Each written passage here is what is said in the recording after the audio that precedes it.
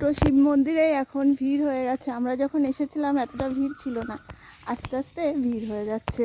আর এখানে বজরংবলী পুজো দিতেও চলে গেছে। আমরা বেশ ফাঁকায় ফাঁকায় দিয়েছি। আর মনু এখানে দাঁড়িয়ে রয়েছে, পচা ছেলেটা, আসো আসো করলো।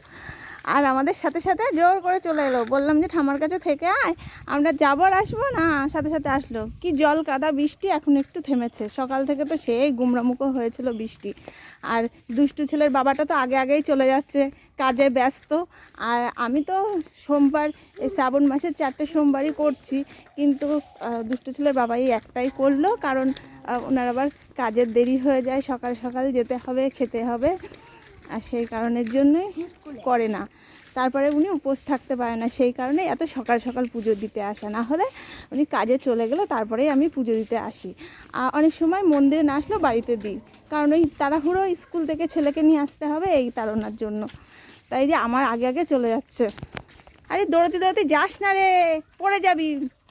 ওকে একটু ধরো, পড়ে যাবে, স্লিপ কেটেই। দেখো এখানে সেই আরেকটা পুরনো শিব মন্দির। এখানে তো পূজিত হতো এক সময়, কিন্তু এখন আর হয় না। এখানে শুধু বাদুর চামচিকের বাসা।